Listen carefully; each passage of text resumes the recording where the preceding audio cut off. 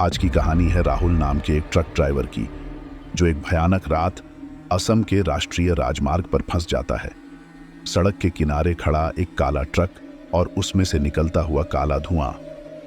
ये सिर्फ शुरुआत है, कहते हैं। उस रास्ते पर एक भयानक आत्मा का साया है, जिसे कोयल फांसी के नाम से जाना जाता है। वो कमजोर लोगों को अपना शिकार बनाता है और उन्हें मौत के घाट उतार देता है। क्या राहुल जिंदा बच पाएगा, या वो भी कोयल फांसी का शिकार हो जाएगा? पूरी कहानी जानने के लिए वीडियो को आखिर तक जरूर देखें। हेलो दोस्तों, मैं आपका दोस्त नवीन और आप सुन रहे हैं हॉरर कहानी मेरी जुबानी दोस्तों। अब एक नया श्रृंखला रोजाना के लिए शुरू किया है।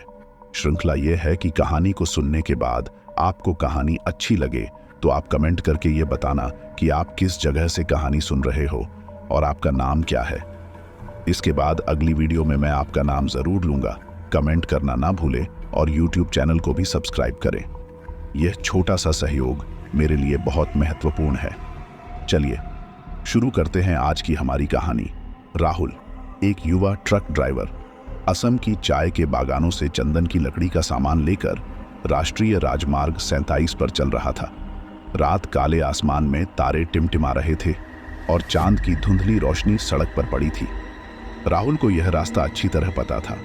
उसने इसी रास्ते पर कई चक्कर लगाए थे, लेकिन इस बार कुछ अलग लगा। हवा में एक अजीब सी सन्नाटा थी। जंगल के जानवरों की कोई आवाज नहीं आ रही थी, यहां तक कि कीड़े मकोड़े भी खामोश थे। राहुल ने गाड़ी का रेडियो चालू किया। उम्मीद थी कि इससे सन्नाटा टूट जाएगा, लेकिन रेडियो से भी सिर्फ बजी बजी की आवाज आ रही थी। घबराहट होने लगी। उसने सोचा होगा गाड़ी में कोई तकनीकी खराबी है। गाड़ी रोककर उसने इंजन की जांच की, लेकिन सब कुछ ठीक था। तभी उसे दूर से एक लैंप की रोशनी दिखाई दी। उम्मीद जगी कि शायद कोई ढाबा होगा जहां वो थोड़ा आराम कर सके। धीरे धीरे गाड़ी को रोशनी के करीब ले गया। यह एक छोटा जीर्ण शीर्ण ढाबा था। ढाबे के बाहर एक बूढ़ा आदमी बैठा हुआ था। राहुल ने गाड़ी रोकी और आदमी को सलाम किया। बाबूजी, थोड़ा चाय मिलेगा क्या? राहुल ने पूछा। बूढ़े ने धीरे से सिर हिलाया और राहुल के लिए चाय बनाने चला गया। थोड़ी देर में वह एक कप चाय लेकर वापस आया। चाय का रंग अजीब सा काला था, लेकिन राहुल इतना थका हुआ था कि उसने बिना कुछ सोचे ही चाय पी ली। आगे का रास्ता कैसा है बाबूजी? राहुल ने पूछा। बूढ़े ने एक अजीब सी मुस्कुराहट दी और धीमे स्वर में बोला, रास्ता वही है जो तुम जानते हो, पर रास्ता चलने वाला वही नहीं होगा। राहुल को बूढ़े की बात समझ नहीं आई। वो कुछ और पूछने ही वाला था कि अचानक चाय का स्वाद बदल गया।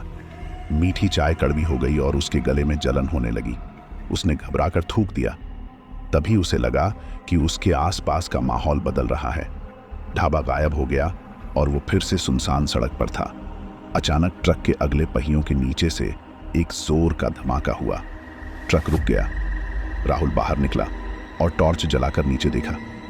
सड़क पर कुछ नहीं था, सिर्फ काले रंग का एक बड़ा सा दाग। राहुल को अचानक बूढ़े आदमी की बात याद आई। उसे लगा कि कुछ गड़बड़ है। उसने गाड़ी में वापस जाने के लिए कदम बढ़ाया ही था कि सामने से एक लंबा चौड़ा काले रंग का ट्रक आता दिखाई दिया। ट्रक की हेडलाइट्स बंद थीं। ट्रक राहुल के ट्रक के बिल्कुल सामने रुका। राहुल घबरा गया। उसने ट्रक के ड्राइवर को आवाज लगाई, लेकिन कोई जवाब नहीं मिला। ट्रक का दरवाजा धीरे से खुलने लगा। राहुल पीछे हटने लगा। उसके पैरों तले जमीन खिसक रही थी।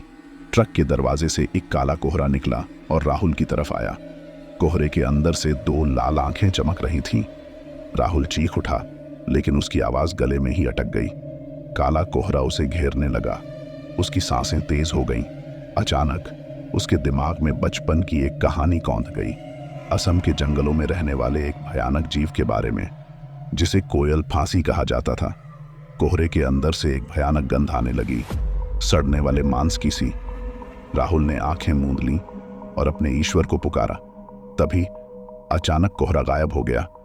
राहुल ने आंखें खोलीं। सामने काला ट्रक तो था, लेकिन उसका दरवाजा बंद था। उसने हिम्मत जुटाई और ड्राइवर की तरफ देखा। ड्राइवर की सीट खाली थी।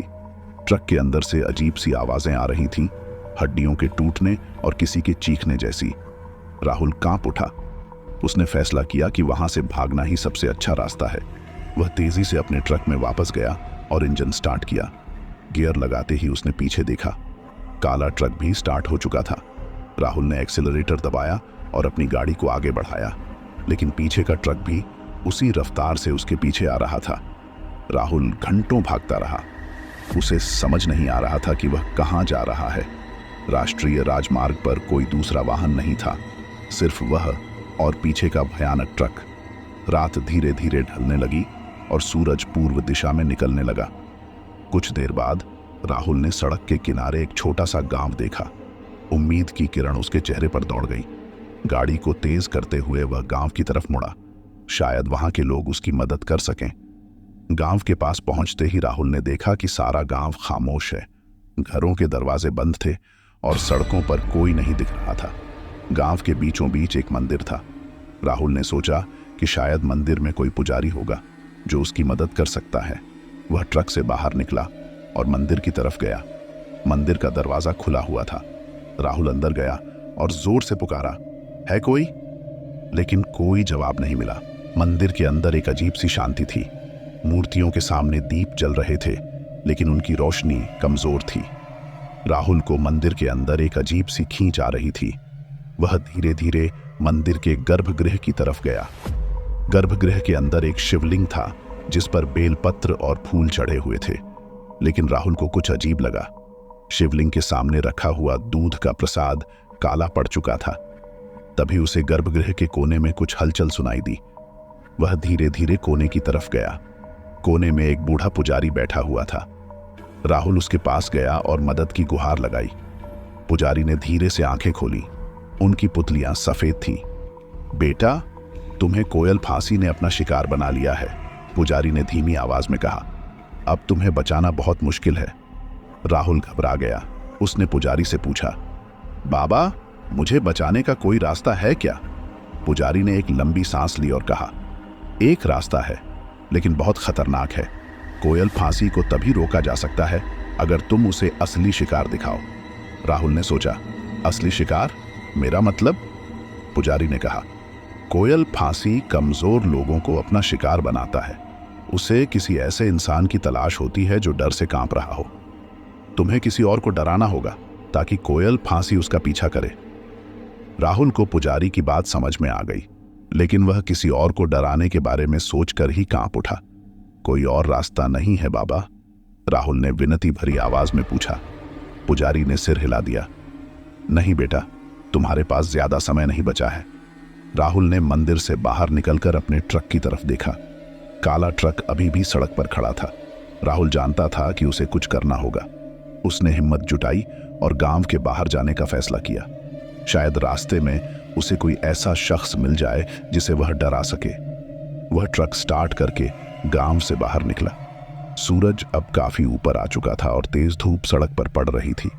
राहुल को उम्मीद थी कि शायद दिन के उजाले में कोयल फांसी कमजोर पड़ जाएगा। कुछ देर बाद उसे सड़क के किनारे एक साइकिल सवार दिखाई दिया। वह एक बूढ़ा आदमी था जो धीमी गति से साइकिल चला रहा था। राहुल ने गाड़ी को साइकिल सवार के पास रोका। बूढ़े आदमी ने चौंक कर ट्रक की तरफ देखा। राहुल खिड़की से बाहर निकला और जोर से चिल्लाया, आगे मत जाना बाबा, बहुत खतरनाक रास्ता है। बूढ़ा आदमी घबरा गया। उसने राहुल से पूछा, क्या हुआ बेटा, क्या कोई समस्या है? राहुल ने झूठ बोलते हुए कहा, आगे जंगल में डाकू हैं, वह लोगों को लूट लेते हैं। बूढ़ा आदमी और भी ज्यादा घबरा गया। उसने तुरंत साइकिल पलटी और वापस गांव की तरफ जाने लगा। राहुल ट्रक में वापस चला गया। उसे थोड़ी राहत महसूस हुई। उसने पीछे देखा, काला ट्रक अभी भी वहीं खड़ा था। लेकिन तभी उसने देखा कि काले ट्रक का दरवाजा खुल रहा है। उसके दिल की धड़कनें बढ़ गईं। वह नहीं जानता था कि आगे क्या होगा। क्या उसकी चाल कामयाब हुई है या कोयल फांसी उसका पीछा करना जारी रखेगा? राहुल ट्रक के अंदर बैठा हुआ था। सांसें तेज चल रही थीं। उसने पीछे देखा। काला ट्रक अब भी सड़क पर खड़ा था, लेकिन उसका दरवाजा खुला हुआ था। कुछ देर तक इंतजार करने के बाद भी ट्रक हिलता नहीं दिखा। राहुल को एक उम्मीद की किरण जगी। शायद उसकी चाल कामयाब हो गई थी। कुछ समय बाद उसने देखा कि काले ट्रक से एक काला आकार धीरे धीरे बाहर निकल रहा है। वह आकार धुआं जैसा लग रहा था, लगातार बदल रहा था। राहुल की रीढ़ की हड्डी में सिहरन दौड़ गई। कोयल फांसी निकल रहा था, लेकिन वह किसका पीछा कर रहा है? राहुल ने पीछे देखा। दूर गांव की तरफ धूल का गुब्बार उड़ रहा था। बूढ़ा साइकिल सवार अपनी जान बचाकर भाग रहा था। राहुल को राहत मिली, लेकिन यह राहत ज्यादा देर तक नहीं टिकी। उसने देखा कि कोयल फांसी काला धुआं बनकर हवा में फैल रहा है और तेजी से गांव की तरफ बढ़ रहा है। राहुल समझ गया कि कोयल फांसी शिकार को बदल सकता है। उसने तुरंत ट्रक स्टार्ट किया और आगे बढ़ने लगा, लेकिन उसे पता था कि वह कोयल फांसी से ज्यादा देर तक नहीं बच सकता। वह एक राक्षस था जो पीछा करने में माहिर था। राहुल घंटों गाड़ी चलाता रहा। उसने कई गांवों और कस्बों को पार किया, लेकिन कहीं भी रुकने की हिम्मत नहीं जुटी। उसे डर था कि कहीं वह किसी और को कोयल फांसी का शिकार न बना दे। रात होने वाली थी। राहुल थक चुका था। उसकी आंखें लड़ रही थीं। तभी उसे सड़क के किनारे एक ढाबा दिखाई दिया। वह आखिरी उम्मीद की तरह उस ढाबे की तरफ मुड़ा। ढाबे में कुछ लोग बैठे हुए खाना खा रहे थे। राहुल ने सोचा कि शायद वह कुछ देर के लिए आराम कर सकता है। शायद ढाबे के लोगों की मौजूदगी में कोयल फांसी उस पर हमला करने की हिम्मत नहीं करेगा। वह ट्रक से बाहर निकला और ढाबे की तरफ गया। लोगों ने उसे हैरानी से देखा। राहुल ने उनसे थोड़ा आराम करने की अनुमति मांगी। ढाबे के मालिक ने उसे देखकर सहानुभूति जताई और रात को रुकने की जगह दे दी। राहुल थका हुआ था, लेकिन नींद नहीं आ रही थी। वह लगातार पीछे मुड़कर देख रहा था। उसे डर था कि कहीं कोयल फांसी उसे ढाबे में भी ढूंढ न ले। रात के करीब 2 बजे उसे बाहर से एक तेज आवाज सुनाई दी। वह चौंक कर उठा और खिड़की से बाहर झांका। सड़क पर काला ट्रक खड़ा था। राहुल का दिल बैठ गया। उसने ढाबे के मालिक को जगाया और उसे बताया कि बाहर एक खतरनाक ट्रक खड़ा है। मालिक ने उसकी बात पर यकीन नहीं किया, लेकिन राहुल की हालत देखकर बाहर देखने गया। बाहर निकलते ही मालिक जोर से चिल्लाया। उसने राहुल को बताया कि ट्रक खाली है, कोई भी उसमें नहीं है। राहुल को विश्वास नहीं हुआ। वह खुद भी बाहर निकला और ट्रक को देखा। ट्रक वाकई खाली था। वह हैरान रह गया। क्या कोयल फांसी चला गया था या वह कहीं छिपा हुआ था? राहुल को समझ नहीं आ रहा था कि क्या हो रहा है। वह रात भर सो नहीं पाया। सुबह होते ही उसने ट्रक स्टार्ट किया और ढाबे से निकल गया। मालिक ने उसे जाने से रोका। राहुल ने ढाबे के मालिक की बातों को नजरअंदाज कर दिया। उसे एक पल भी रुकना ठीक नहीं लग रहा था। कोयल फांसी कहीं छिपा हुआ होगा या फिर वह ट्रक का ही कोई भ्रम था। राहुल तेज रफ्तार से गाड़ी चलाता रहा। पीछे मुड़कर देखने की हिम्मत नहीं जुटा पा रहा था। कुछ घंटे बाद वह एक व्यस्त राष्ट्रीय राजमार्ग पर आ पहुंचा। ट्रैफिक देखकर उसे थोड़ी राहत मिली। शायद भीड़ में कोयल फांसी उस पर हमला करने का मौका नहीं ढूंढ पाएगा। राहुल ने एक ढाबे पर रुककर चाय पी और थोड़ा आराम किया। ढाबे में बैठे कुछ ट्रक ड्राइवरों से बातचीत करते समय उसे एक अजीब सी कहानी सुनने को मिली। एक बुजुर्ग ड्राइवर ने बताया कि इस इलाके में कभी एक बहुत ही क्रूर जमींदार रहता था। वह लोगों को बहुत सताता था, उनकी जमीन छीन लेता था और निर्दोषों को मरवा देता था। एक दिन ग्रामीणों ने उसका विरोध किया और उसे मौत के घाट उतार दिया। बुजुर्ग ड्राइवर ने कहा कि कहते हैं, जमींदार की आत्मा अब भी भटकती है, बदला लेने के लिए बेताब। उसे कोयल फांसी के नाम से जाना जाता है, जो कमजोर लोगों को अपना शिकार बनाता है। राहुल को यह कहानी सुनकर रूह कांप गई। उसे एहसास हुआ कि कोयल फांसी असल में कोई भूत नहीं, बल्कि उस जमींदार की आत्मा है। लेकिन अब भी एक सवाल उसका पीछा कर रहा था। कोयल फांसी काला ट्रक का भ्रम क्यों पैदा कर रहा था? राहुल ने सोचा कि शायद जमींदार अपने जीवन काल में गाड़ी का ही इस्तेमाल करता था और अब मृत्यु के बाद भी उसी रूप में प्रकट होता है। अचानक उसे मंदिर के पुजारी की बात याद आई। पुजारी ने कहा था कि कोयल फांसी को किसी और को डराकर उसका पीछा रोका जा सकता है। राहुल को एक पागल सा ख्याल आया। क्या वह किसी पुलिस स्टेशन पर जाकर कोयल फांसी के बारे में बताए? जाहिर है पुलिस उसकी बात पर यकीन नहीं करेगी, लेकिन शायद उसकी कहानी किसी और को डरा देगी और कोयल फांसी उसका पीछा करेगा। लेकिन यह एक बहुत ही खतरनाक योजना थी। अगर पुलिस उसे पागल समझकर पकड़ ले तो? राहुल घंटों इसी उधेड़बुन में फंसा रहा। आखिरकार उसने फैसला किया कि वह जोखिम लेगा। कोयल फांसी से बचने के लिए उसे कुछ न कुछ करना ही था। उसने सबसे नजदीकी शहर का पता पूछा और ट्रक को उस तरफ मोड़ दिया। रास्ते में उसे एक छोटा सा पुलिस स्टेशन दिखाई दिया। राहुल ने गाड़ी को रोक दिया और स्टेशन के अंदर चला गया। ड्यूटी पर तैनात एक युवा पुलिसकर्मी ने उसे चौंक कर देखा। राहुल ने घबराते हुए उसे कोयल फांसी के बारे में बताया और उस खौफनाक रात की पूरी कहानी सुनाई। जैसा कि राहुल को उम्मीद थी, पुलिसकर्मी उसकी बात पर यकीन नहीं कर पाया। उसने राहुल को पागल समझते हुए उसे वापस जाने के लिए कहा। राहुल निराश होकर पुलिस स्टेशन से बाहर निकला। वह हताश हो चुका था। अब उसके पास कोई रास्ता नहीं बचा था। वह फिर से ट्रक में बैठा और गाड़ी को आगे बढ़ाया, लेकिन अब उसे आगे का कोई रास्ता सूझ नहीं रहा था। अचानक सड़क के किनारे एक बूढ़ी महिला खड़ी थी। वह एक लकड़ी की लाठी के सहारे खड़ी थी और राहुल को इशारा कर रही थी। राहुल ने सोचा कि शायद वह महिला लिफ्ट मांग रही हो। उसने गाड़ी को महिला के पास रोका, लेकिन महिला ने लिफ्ट नहीं मांगी। वो ट्रक के ड्राइवर की तरफ देखते हुए बोली, बेटा, तुम परेशान लग रहे हो, क्या कोई तकलीफ है? राहुल थोड़ा हिचकिचाया, फिर भी उसने पूछ ही लिया, आपको कोयल फांसी के बारे में पता है? महिला की आंखों में एक चमक आई। हाँ बेटा, मुझे पता है, उसने कहा। तुम उसी राक्षस से परेशान हो ना? राहुल दंग रह गया। यह महिला को कैसे पता चला? उसने ट्रक से बाहर निकलकर महिला को पूरी कहानी सुनाई। महिला ध्यान से सुनती रही। फिर उसने कहा, तुम्हें कोयल फांसी से बचने के लिए एक अनुष्ठान करना होगा। यह अनुष्ठान सिर्फ मेरी दादी जानती थी। वो इस इलाके की जानी मानी तांत्रिक थी। उसने राहुल को बताया कि अनुष्ठान के लिए कुछ चीजों की जरूरत होगी, सिंदूर, हल्दी, सरसों का तेल और एक नारियल। राहुल भाग्य का सहारा लेकर पास के एक गांव में गया और ये चीजें जुटाकर वापस आया। महिला ने उसे एक सुनसान जगह पर ले जाकर अनुष्ठान करने के लिए कहा।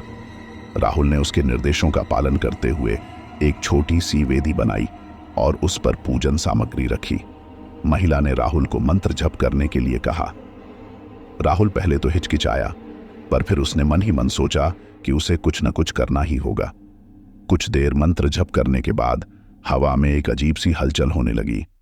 पेड़ों की पत्तियां जोर से हिलने लगीं और तेज हवा चलने लगी। राहुल घबरा गया। उसे लगा कि शायद कोयल फांसी गुस्से में आ गया है, लेकिन महिला उसे शांत रहने के लिए कहती रही। मंत्र जप पूरा होने के बाद महिला ने नारियल को जमीन पर पटक दिया। नारियल कई टुकड़ों में बिखर गया। अचानक सड़क के दूर से एक जोर का धमाका सुनाई दिया। धूल का गुब्बार उड़ता हुआ नजर आया। राहुल और महिला दोनों चौंक कर उस तरफ देखने लगे। कुछ ही देर में काला ट्रक धूल के गुब्बार से निकलकर उनके सामने आ खड़ा हुआ। ट्रक का दरवाजा धीरे से खुलने लगा।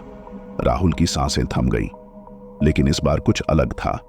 ट्रक से काला धुआं निकलने की बजाय एक सफेद रोशनी निकली। रोशनी धीरे धीरे एक पारदर्शी आकृति में बदल गई। यह एक आदमी की आकृति थी। उसके चेहरे पर गुस्से का भाव था। राहुल पहचान गया, यह वही जमींदार था जिसकी आत्मा कोयल फांसी के रूप में भटक रही थी। जमींदार राहुल की तरफ गुस्से से चिल्लाया, तूने मेरा पीछा छुड़ाने की कोशिश की है? राहुल डर के मारे हिल नहीं पा रहा था, लेकिन बूढ़ी महिला ने डटकर जवाब दिया, इस लड़के का कोई कसूर नहीं है। तू अपनी गलतियों की सजा भुगत। तुम्हें इस दुनिया में रहने का कोई हक नहीं है। जमींदार आत्मा महिला की तरफ बढ़ने लगा, लेकिन उससे पहले ही महिला ने अपने हाथों से जमीन पर एक जटिल सी आकृति बनाई। आकृति के आसपास अचानक एक तेज रोशनी जगी। जमींदार आत्मा उस रोशनी से दूर भागना चाहता था, लेकिन वह हिल नहीं पा रहा था।